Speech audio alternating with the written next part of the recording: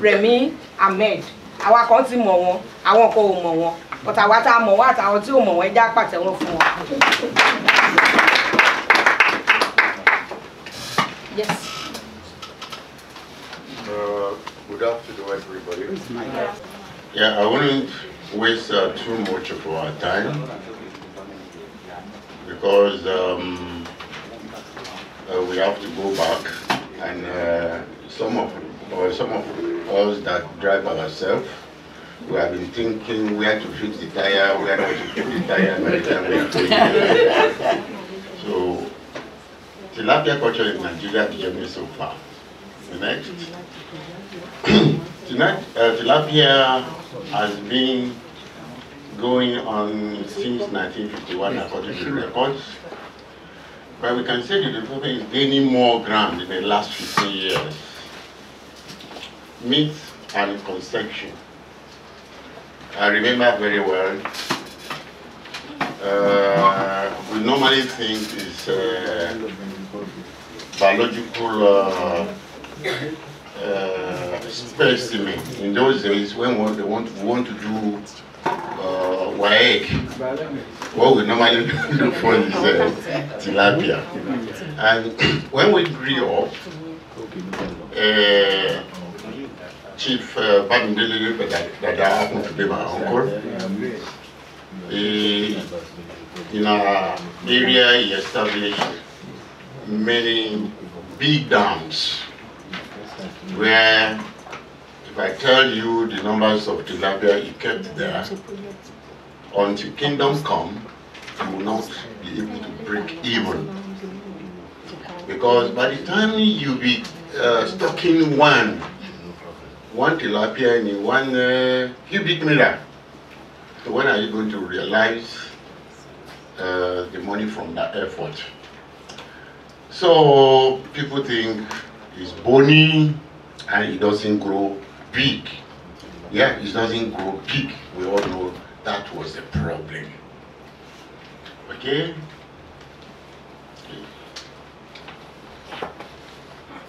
Yeah, type of tilapia culture so bad in Nigeria. Nigeria is blessed with abundant water resources, from freshwater to brackish water.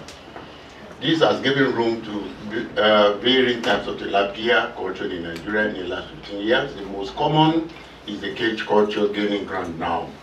I did my cage culture, and honestly, I was somewhere in UK when somebody sent me, oh, look at this beautiful cage. Can you guess where these beautiful cages are? I said, where do you get it? He said, no, somebody sent it for me from Holland. So honestly speaking, this is my farm in Nigeria. Now, just to tell you that we have got to that level. Yes. Like my brother always said, it's not, there's something difficult about all this we are talking about today. We have done it, and we have even done it better than most of the people that are coming around to help us on it. When the young man from Holland brought the tilapias into this country, I would just see the topic. I will not follow most of these things because I know our problem in tilapia. Don't think I don't know anything about catfish. With due respect, I started a modern day aquaculture of catfish in this country. That's when I was working for CHI. Yeah, the young man came to Nigeria. He said, this is a tilapia that when the moment the broodstock is sold to you, the moment he gives you the small one, it will never reproduce.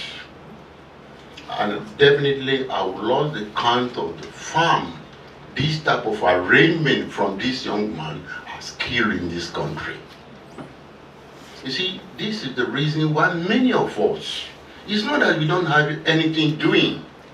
This is why many of us come together to fight for this candidate called tilapia.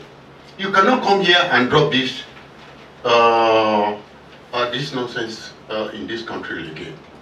I remember the first company, very popular company in Ibereko, that got this broodstock from him.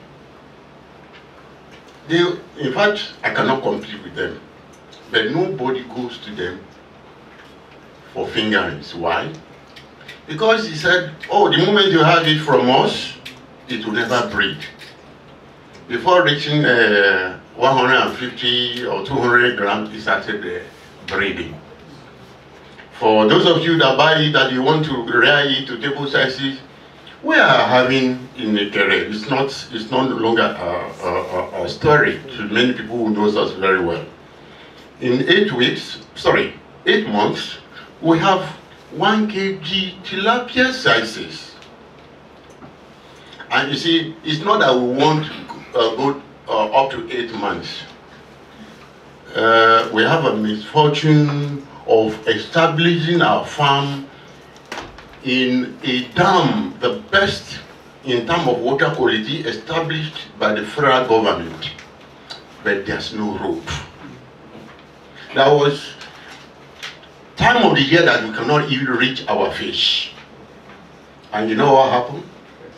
Those people that we kept there, they will be helping us with the handles.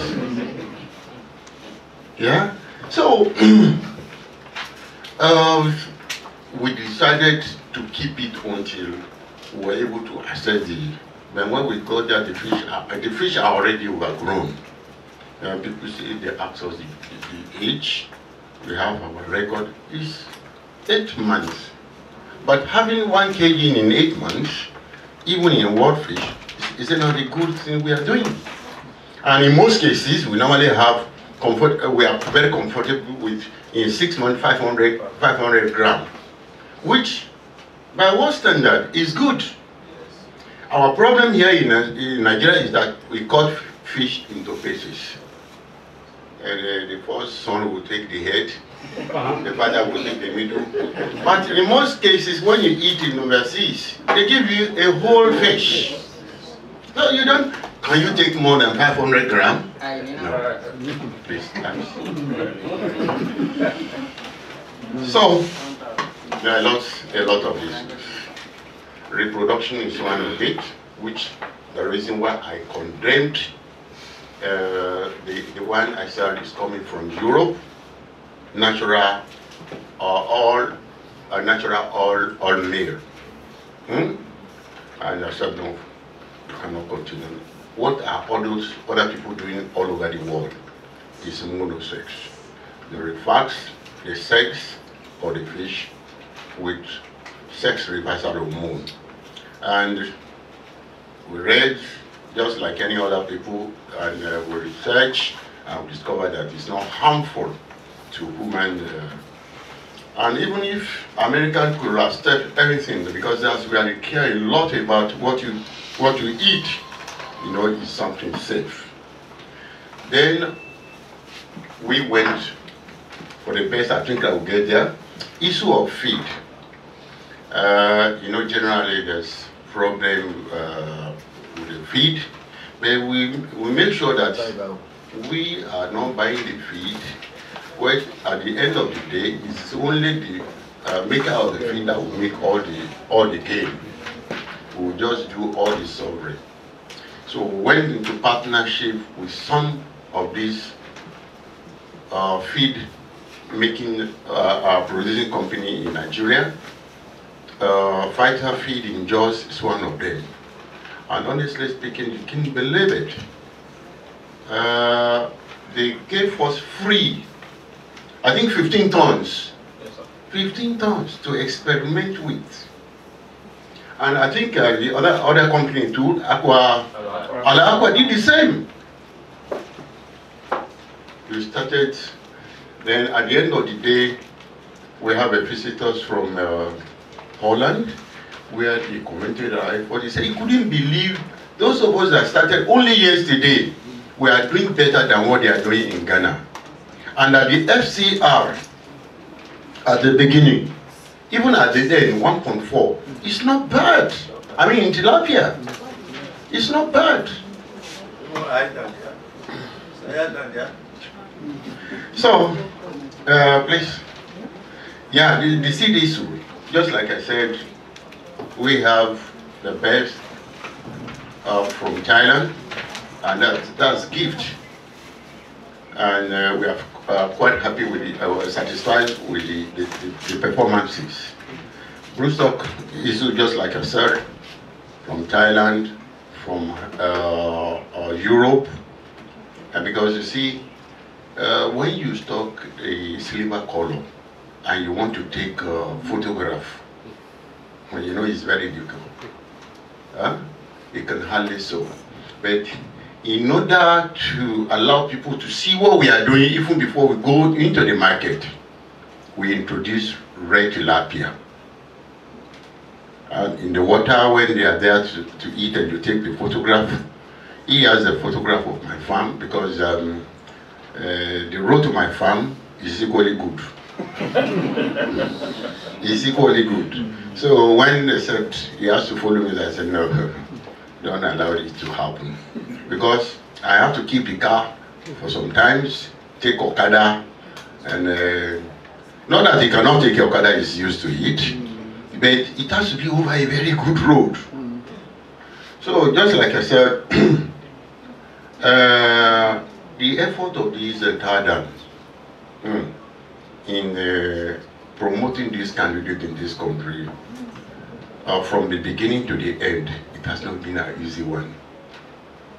The federal government has not been helping at all. It's not that we are looking, you know, even if you have it, I mean, sponsorship, there's something bad about it. Because this candidate, tilapia, is exportable, it's white meat. But we are not having that. Upon all, they still allow the farmer in China to be dropping their fish here in Nigeria. We visited Abuja many times. And you see, government, I don't know, you know, they have a lot of grammar. They will tell you, it's not that they ban. What other grammar do they speak? Restriction. That is what's meaning of this. And you see, when you see these Chinese tilapia in our market, a kilogram going for 600 naira. Yes, sir. 600 naira. How? There's no way. I don't finish my own for 600 naira in Nigeria. And everybody, you know, catfish are spoilers. We want 1 kg. I took even 1 kg is a small fish by the definition here, isn't it? Yes. We want something bigger. And if somebody see my own 500 grams, I don't even have money to put it in the carton. I put it in the bag. They will run away from my own. And my own is 1,200 naira per kilo. Who will see that one and buy 600 naira per kilo? 600 naira per kilo. That will not buy 600 naira per kilo. And you see, I was in China very many times. We know on conventional way, we know all these substandard material with which people are feeding their tilapia. And you see, when the fish grow up to 1 kilogram, you use it for fillet. That's, I mean, you remove the bone, you remove the head, it becomes a very highly priced food. Why don't they send it to the place? You know, we don't eat fillet here. Body, bone, everything, we eat it together here. So why don't they send it to Europe? Why don't they send it to America, where they can use it for fillet? And in most cases, we discovered that most of these fish are not even meant for Nigerian market. It was when it is rejected, where it is meant for, that now directed it to our country. In many cases, we explain We beg these people to stop this people from being to discourage our production. But thank God for COVID. You know, there's advantage in this.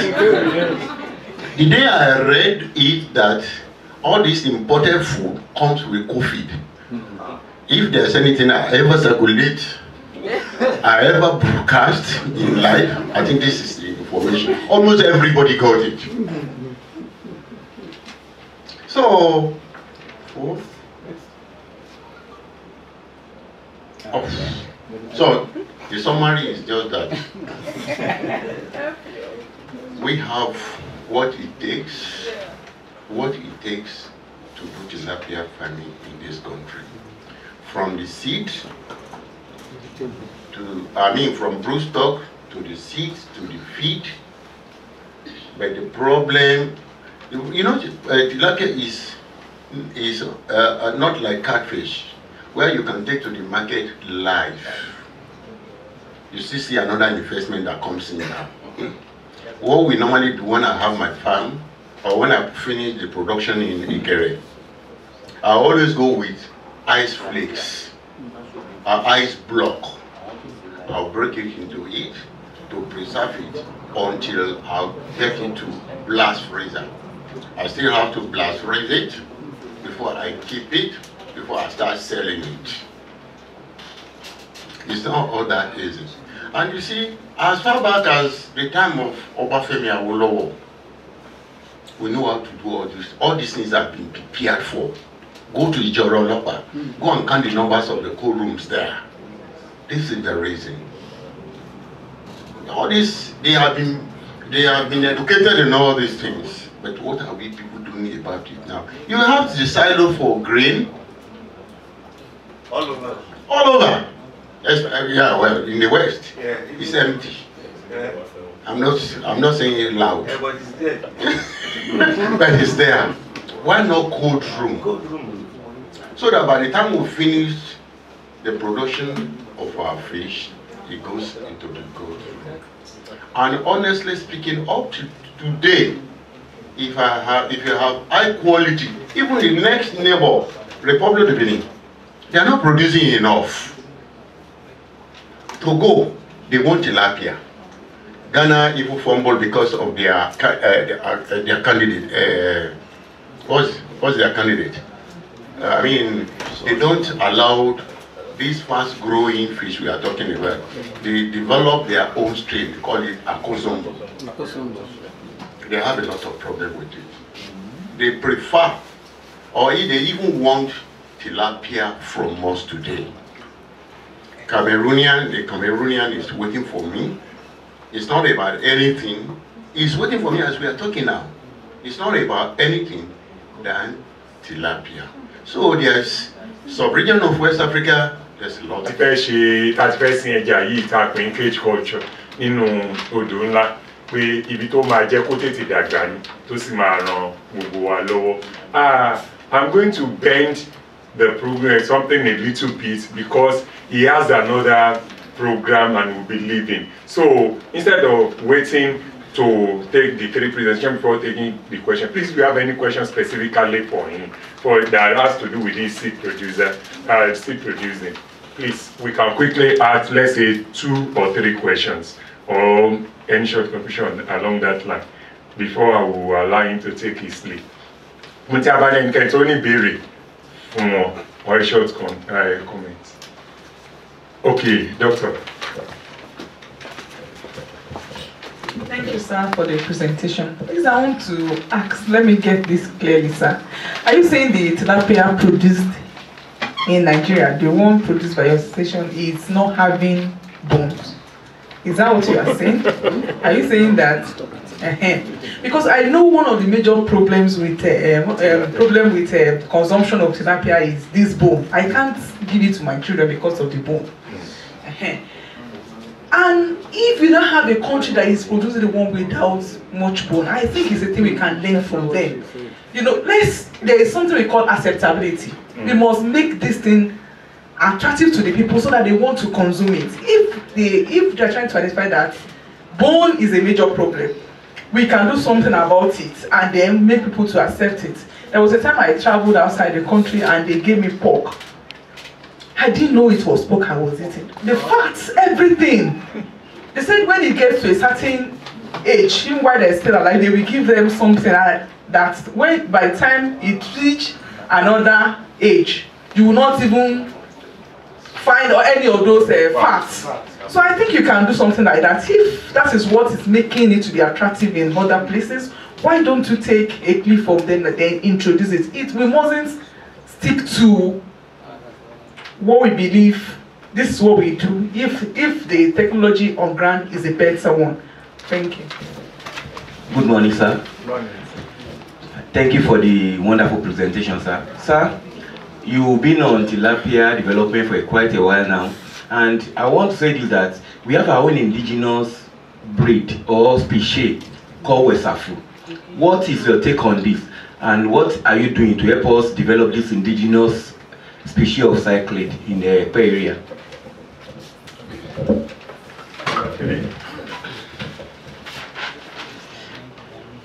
My name is Michael. Good afternoon, everyone. My question is this, sir. On tilapia, the cage culture of the system compared to the catfish. I know the catfish, there are a lot of diseases associated to them, a lot of constraints that happen to them. But in catfish, it's the same thing applicable. But I know one thing for sure is, for a fish to be reared in the natural environment, just like the cage system, I know they will be able to resist a lot of diseases. Their own resistance, they will have more resistance than the catfish because they will be able to withstand a lot of environmental factors. But I want to know the level, like, is tilapia fish, are they susceptible to diseases or infection like the catfish? Thank you. Sorry. Any other one? Okay. So, ìyàwó ìbéèrè mẹ́tẹ̀ẹ̀ta yẹn. Ìbéèrè àkọ́kọ́, wọ́n fẹ́ mọ̀ bóyá a lè ibi tá a ṣiṣẹ́ dé lórí ọ̀rọ̀ tilapia àti èpòyà tí ò léegun. Ìbéèrè kejì, wọ́n fẹ́ mọ̀ nípa èpòyà ilẹ̀ wa èyí tá a mọ̀ sí Wesafu tó wà nípínlẹ̀ Èkó. Bóyá a ti ń ṣiṣẹ́ lórí ẹ̀. Then ìbéèrè kẹta, wọ́n fẹ́ mọ̀ bóyá ǹjẹ́ àìsàn tiẹ̀ máa ń ṣàwọn èpòyà náà. Yeah, thank you very much. Like, it's not that we have not, we have a lot of money to throw away. I went to Thailand 3 times to bring their fish. If these advantages are not there, and you see, by the time you go into genetical needs of an animal, you tell them what you want. And the whole world, they don't want bone. And the fillet yield, if it has a lot of bone, the yield will not be high enough for them to make profit. So where we went, those are the things we know they have, the quality their product has. And honestly speaking, you see the tilapia we are talking about, you use it with fork. You know fork, huh? And before you leave 2-3 muzzles, you are already tired. Just to tell you, it's not as full of bone as the traditional. And it's even the, let us be fair to even the local ones, is function of weight, size. If you have big sizes, even from the wild, it has a lot of weight. So that's why we are talking of minimum of 500 grams. And you know, in those days, you hardly get even 200 grams in the market. 150. So that's just what makes all the difference. Then, Wesafu, we are commercial people. We are not researchers. We are not professors in the university. We are the people are paid. You people are the people paid to do all those things for us. And my friend, before he relocated, he gave me some quantity of Wesafu that has work on it. I kept them side by side with my imported tilapia and West Africa. 3 months later, when my owns are around 250, 270, what he gave to me at 10 gram, hardly get to 25 gram. I mean the West Africa you are talking about. And honestly speaking, if all these things have to be done, if there's a lot of things that are involved, from nutritional angle, genetics is our own, I mean from our own commercial angle. Our own is to work with a very good product from you people. Not that we put our little resources into research. Then tilapia has high body immunity. High body immunity. And honestly speaking, I need to tell you, a lot of stories people are telling us about tilapia is not true. I kept pangasius. I kept them because people want us to believe pangasius are carnivorous. I have some fingerlings of tilapia. I kept them together and I reared them for about 4 months. And something happened. Somebody said, no, fish cannot live in this type of water. The oxygen is like zero. And honestly, could you believe it? My tilapia survived. They were not consumed as people predicted. What I'm trying to tell you is it's not as delicate as people want us to believe here in Nigeria. They say it's very delicate. Without this, it will die. Without power, it will die. You have to reduce the stocking density. If you reduce the stocking density, and like I told the director from Egypt, I said the economic way by which I'm using my own aeration system is 30 minutes. 30 minutes to the time I will feed, I will put on my aerator. Then I'll stop it, I'll feed. Then after feeding, 30 minutes again. Yeah, you have to manage all these things. Otherwise, at the end of the day, you go to the market with tilapia, nobody will be able to buy. But in the system like cage culture, that's why you have to be very, very careful with initial investigation of that water. I'll tell you, we can tell you where I'm having my cages. I can tell you the date, precise date, when my tilapia will die if care is not taken. When the oxygen from 7 will become 0 immediately. Upturn, yeah. It's upwelling, yes, it's still the same upturn, it's the same as upwelling. It has date when it will happen. All this investigation has to be thoroughly done where you are going. Otherwise, if anybody tells you, oh, it's excellent, it's good, it's this, all this, and you know the native people knows it. Yes, now. They will tell you there's a certain time of the day and time of the year when you see not even only the tilapia, all these other that has not got this extra respiratory organ, they will all die, or many of them will die. And it doesn't take time. Within 24 hours, finished. So, high body immunity. Thank you.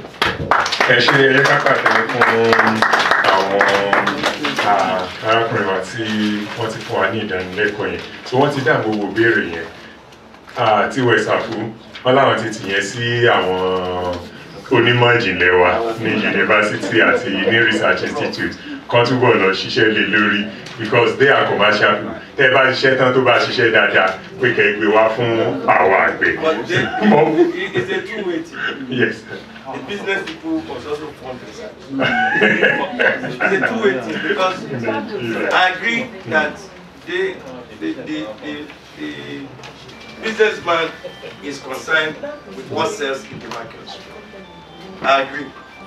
But if you continue to leave research for government, they will not do it. They will not. Please, let me tell you something. Yes. When we are going into cage culture, from day one, government is asking us to pay for using the water bodies. You see that? And you see, they like, yeah, you all know them. Don't let me mention them. You know they have money to go into all these things. I never received one kobo grant. We were in a farm. Professor know the lady very well. My vice president, we went there together. He has about 3 signposts. The third or the fourth one is the facilities we are installing for her.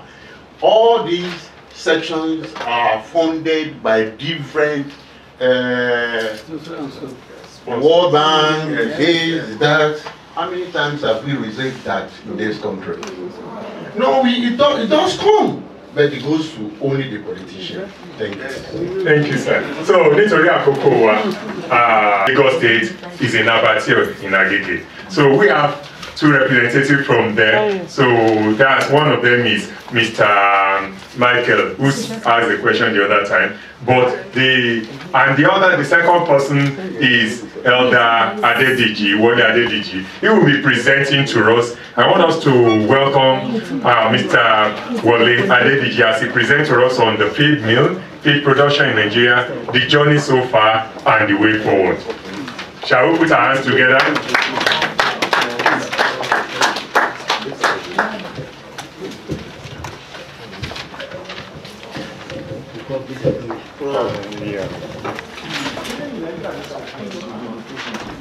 Sorry, sir. WorldFish director. Thank you God for today. And the community leader. All protocols observed. Please, before Mr. Remy Ahmed, Speak up, sir. leave, I just want to say 1 or 2 things.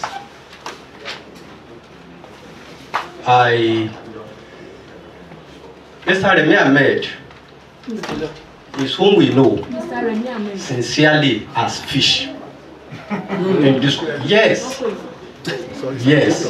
Mr. Remy Ahmed is somebody we know as fish in this country. If you see him, you see fish. Late 88, late 80s, stroke early 90.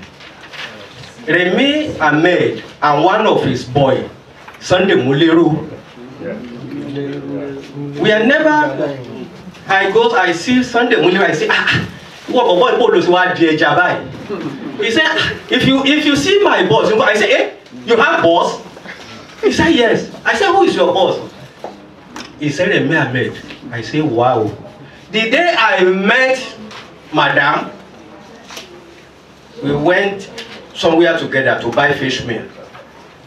And that will introduce her to be Mrs. Remy Ahmed. I say, you are the wife of fish. I salute you.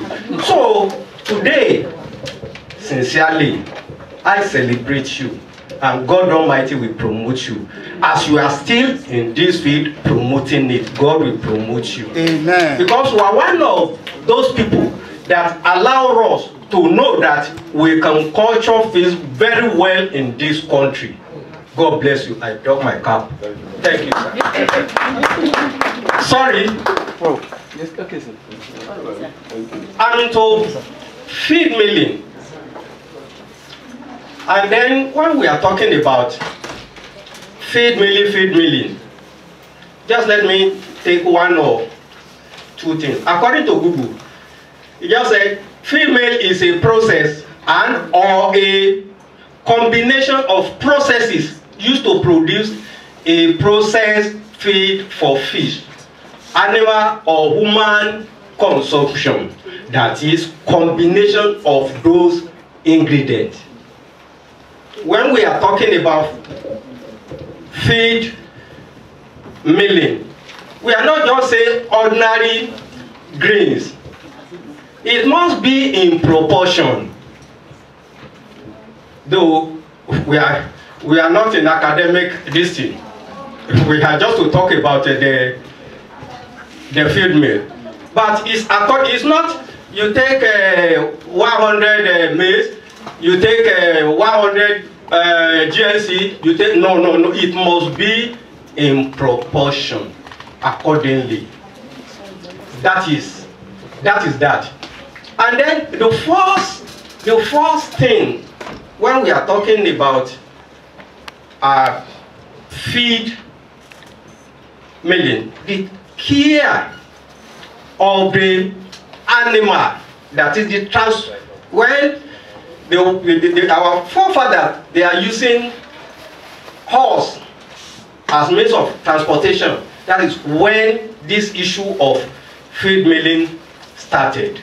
But that is according to Bible. That is Genesis 24 verse 32. So that is that. Now the historical background of the feed mill in Nigeria. I attended one training, seminar, 2006, about only feed mill. That is by Godoye. And now, all this historical background was introduced to us. It was then, we know that it was 1983, Pfizer established the first commercial feed mill in Nigeria. That is at one Erika at Ikeja. That is where their first feed mill was situated then. And then later in 1970, the same Pfizer, they have numerous other franchises. But in the mid to late 70s, that is SRDs still works, started local fabrication at Ibadan. I don't know whether the man is still there now or not. That is where they started build, sir. That is where they started give us different type of machine that we can use to mill our feed, like crusher, mixer, hammer mill, and so forth and so on. But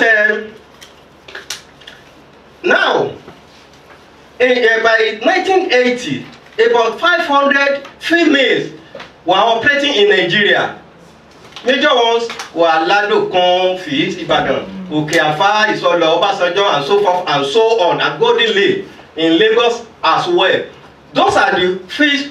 And then all these feed miller by then, sincerely, they concentrate much on poultry feed. So that is why we are happy today that this aqua feed and aquaculture is now something we can talk about. Kudos to Tadan again today. God bless you. Now, in 1983, first major collapse of the poultry industry was due to sudden maize importation ban.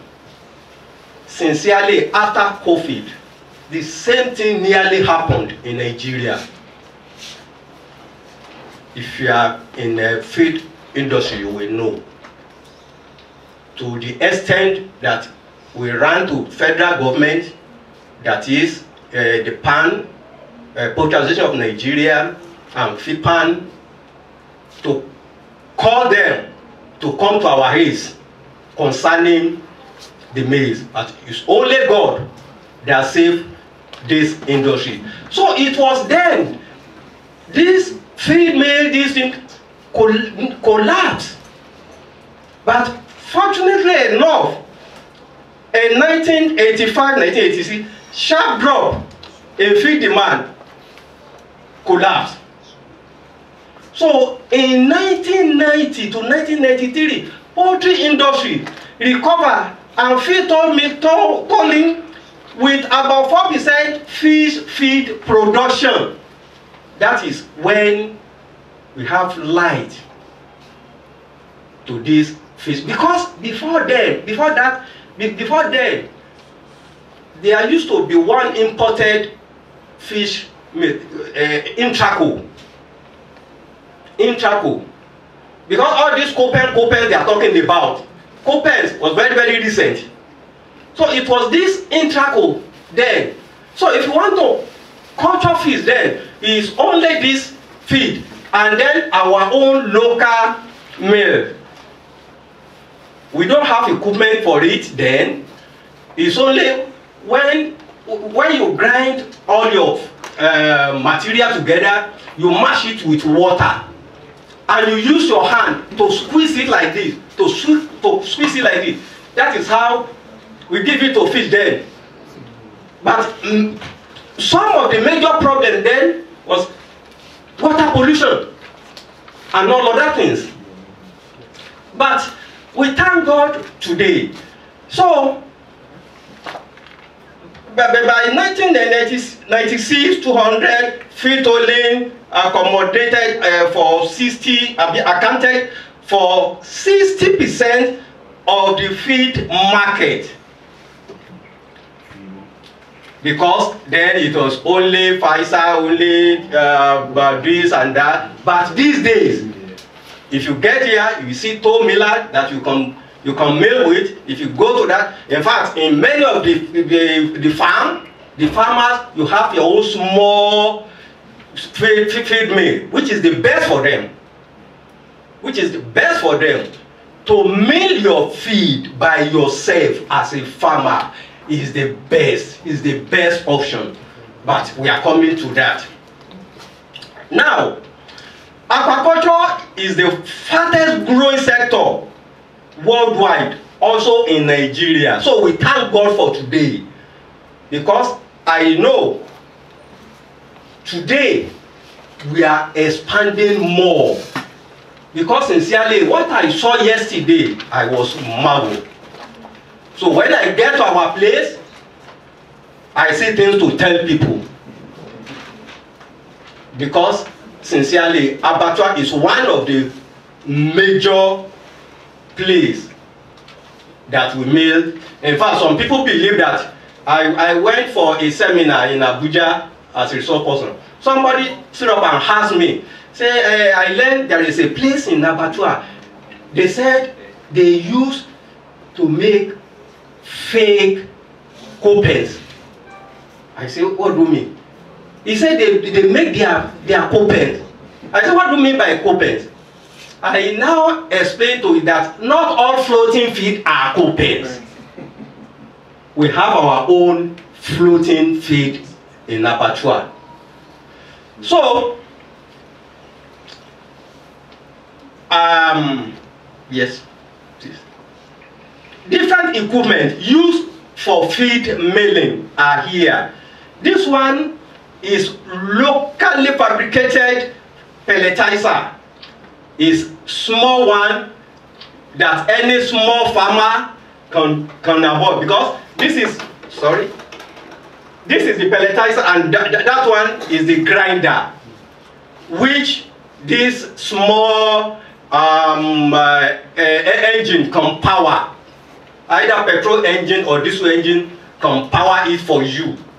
So, and then this is the imported one. This one, they are imported. They are 7.5. This one can produce about 2 tons in an hour. But while the other one, the small one, at least can produce about 250 kilo in an hour. So, sorry, this is our extruder.